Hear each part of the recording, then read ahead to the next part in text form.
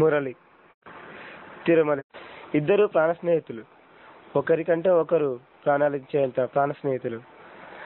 ఒకరోజు orange cinema విడుదలకు ఇద్దరు వెళ్ళారు. అక్కడ సినిమా చూడని మురళి సినిమా గురించి ఇలా చెప్పాడు. సినిమా బాగుందమ్మా, డ్యాన్స్ మాత్రం ఎక్సలెంట్ పెట్టాడు, ఫైట్ అయితే 2 ఫైట్లు బాగున్నాయి, సినిమా 100 పక్కా. అలా చెప్పడంతో ఆరెంజ్ సినిమా ఫెయిల్ అయింది. దాంతో రామ్ చరణ్ అభిమాని అయిన తిరుమలేష్ మురళిపై కోపం పెంచుకున్నాడు. ఆ కోపం ఎంతవరకు దారి తీసిందంటే ఆఖరికి మురళిని చంపడానికి దారి తీసింది. ఒకరోజు మురళిని చంపడానికి ప్లాన్ వేసి ఊరవతలికి తీసుకెళ్లి చంపాడు.